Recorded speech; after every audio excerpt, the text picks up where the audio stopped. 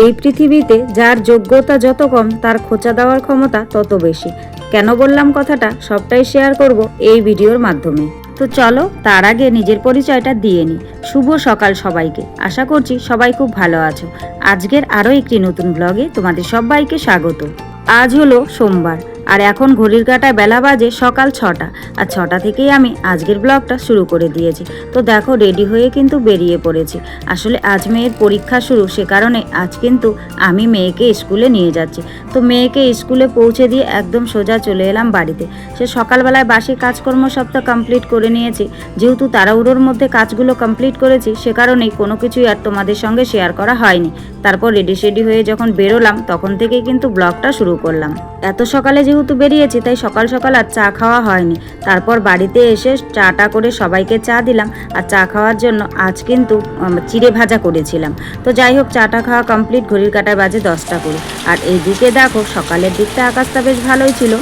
এখন হঠাৎ করেই কিন্তু মুষলধারে বৃষ্টি নেমে গেছে। তবে আজ যেহেতু বেলা অনেকটাই বেজে গেছিলো, অনেকটাই দেরি হয়ে গেছিলো, তাই আর দেরি না করে কিন্তু আমি রান্নাটাও বসিয়ে দিয়েছিলাম। তো দেখো রান্নাটা বসানোর সময় কোনো কিছু আর তোমাদের সঙ্গে শেয়ার করতে পারিনি। ওই বললাম না আজ একটু তাড়াহুড়োর মধ্যে দিয়েছিলাম, সে কারণে এক উনুনে বসিয়ে দিয়েছি ভাত আর এক উনুনে বসিয়ে দিয়েছি ডাল।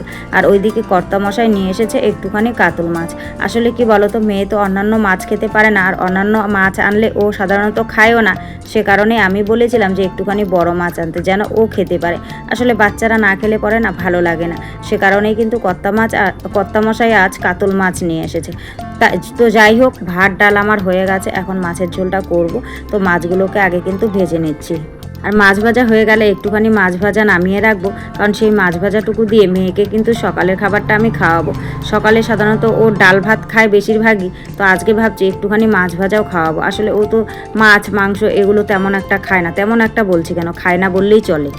জানি না কেন একদমই খেতে চায় না। মাংস রান্না করলে শুধুমাত্র ওই মাংসর আলুটা খেতে ভালোবাসে, মাছের ঝোল যদি করি ওই মাছের আলুটা খায়, আর মন চাইলে একটু একটু মাছ খায়, আর ভাজা মাছটা যদি হয় তাহলে একটুখানি খায়, তবে খুব বেশি পরিমাণে খেতে পারে না।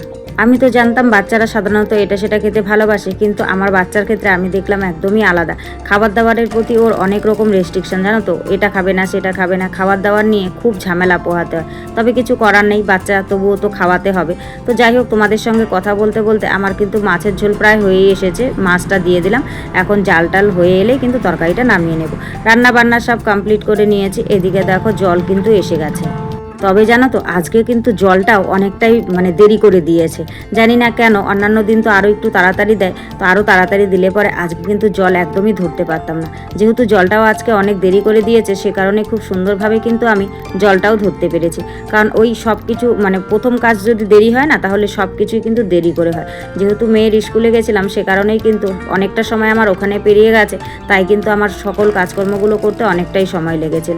তো যাই হোক, এদিকে দেখো কলের পাড়ের উপরের গামলাটা ভরে গেছে, আর নিচের গামলাটায় আমি কিন্তু পাইপটা দিয়ে রেখেছি। আর এই সুযোগে এখন কিন্তু আমি বাসনগুলোকে মেজে নিচ্ছি।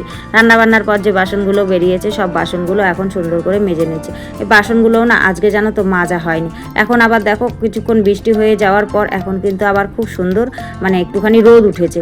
তো যাই হোক, রোদ উঠেছে দেখে বেশ ভালোই লাগলো। জানি না আকাশের কি ভাব ভঙ্গিমা, রোদটা কিন্তু উঠে গেছে। তো মাছের ঝোলটা বসিয়ে দিয়ে তো ওই কাজগুলো করতে গেছিলাম। এইদিকে দেখো মাছের ঝোলটা কিন্তু পুরোপুরিভাবে হয়ে গেছে। এখন এই যে মাছের ঝোলটা আমি নামিয়ে নিলাম। খুব বেশি পাতলাও করিনি, আবার খুব বেশি ঘনও করিনি, কারণ এই ঝোলটা দিয়ে তো খেতে হবে। আর একদমই ঝোল না করলে পরে হবে না, যদিও ডাল রান্না করেছি তারপরেও। রান্নাবান্না তো কমপ্লিট হয়ে গেছে, এখন কিন্তু ঘর দৌড় পরিষ্কার করার পালা। তো এখন যেহেতু ঘর দৌড় পরিষ্কার করবো, রান্নাবান্নার পর কিন্তু আগে আমি গ্যাসটাই পরিষ্কার করে নিই। সে কারণে দেখো গ্যাসটা মুছতে চলে এসেছি। আর গ্যাসটা জানো তো বেশ কিছুদিন থেকে সার্ফেই মোছা হচ্ছে। গ্যাস মোছার জন্য যে লিকুইডটা পাওয়া যায় সেটাও আর আনা হচ্ছে না, আর শ্যাম্পু দিয়েও মুছতে একদমই মনে থাকছে না। ঘরে কিন্তু শ্যাম্পু আছে, তারপরেও মনে থাকছে না বলে ওই সার্ফ দিয়ে মুছতে মুছতে একটা অভ্যেস হয়ে গেছে। তো এখন সার্ফ দিয়েই মুছে নিচ্ছি। তবে সার্ফ দিয়ে মুছলে না ওই যে চকচকে ভাবটা থাকে, পরিষ্কার হয়, কিন্তু সেই চকচকে ভাবটা থাকে না। কেমন একটা কি বলবো, সার্ফের যে দাগ সেটা কিন্তু থেকেই যায়। আর সে কারণেই কিন্তু শ্যাম্পু দিয়ে পরিষ্কার করলে খুব ভালো হয়। তো যাই হোক, সুন্দর করে গ্যাসটা মুছে নিয়েছি। এখন হচ্ছে ঘরটাকে মুছে নেব। আর এই ঘরটা মুছতে তো অনেকটা কষ্ট হয়, তোমরা জানোই, তবুও তো ঘরটা মুছতে হয়। আর এই ঘরটা মুছতে মুছতে আমার যে মোছা ন্যাকড়াটা আছে, সেই ন্যাকড়াটা একদম কি বলবো, ওই পাথরগুলোর ঘষা লেগে লেগে, সুতির ন্যাকড়া তো এবড়ো খেবড়ো হয়ে গেছে। এখন না যেখানেই একটুখানি বেশি চাপ দেওয়া হয় সেখানেই ন্যাকড়াটা ছিঁড়ে রয়ে যায় আর কি। তো তবুও কিছু করার নেই, ওভাবেই ঘরটা সুন্দর করে কিন্তু আমি মুছে নিলাম। ঘরটর মুছে নিয়ে তারপর যে কয়েকটা ওই কড়াইটা বেরিয়েছিল শেষে, তারপর গামলাটা যে ঘরটা মুছলাম রান্নাঘরটা, সেই গামলাটা বেরিয়েছিল, সেই বাসনগুলোকেও কিন্তু মেজে উপর করে রেখে এলাম। রেখে এখন আমি এই ঘরগুলোকে মুছতে এলাম। বালতিতে করে জল নিয়েছি, জলের মধ্যে একটুখানি ফিনাইল দিয়ে দিয়েছি, কারণ ফিনাইল ছাড়া ঘর মুছতে একদমই ভালো লাগে না। আগে সার্ফ দিতাম, তবে সার্ফ দিলে পরে ঘরটা না পিচ্ছিল হয়ে যায়। আর মায়ের তো শরীরটা ভালো নেই, হাঁটতে গিয়ে যদি পড়ে যায়, সে কারণে এখন কিন্তু আর সার্ফ দিই না। এখন শুধুমাত্র ডেটল দিয়েই, ডেটল বলছি কেন, ওই ফিনাইল দিয়েই ঘরটা মুছি। তো যাই হোক, ঘরের ভিতরগুলো সুন্দর করে মুছে গুছে কমপ্লিট করে নিয়েছি। এখন কিন্তু বারান্দাটা খুব সুন্দর করে আমি মুছে নিচ্ছি। আর দেখছো, একদম কম জল দিয়েও মোছা যায় না, একদম কম জল দিয়ে মুছলে পরেও ভাল লাগে না, সে কারণেই কিন্তু একটুখানি করেই মুছতে হয়। তাই কিন্তু আর ওই সার্ফটা দিই না, সার্ফ দিলে পিচ্ছিল হয়ে যায়। আর দেখো, বৃষ্টি হওয়ার দরুন এই জায়গাটায় কিন্তু প্রচুর পরিমাণে জল জমে। যেহেতু এই জায়গাটা অনেকটাই নিচু, সে কারণে জলটা কিন্তু জমে দাঁড়িয়ে থাকে।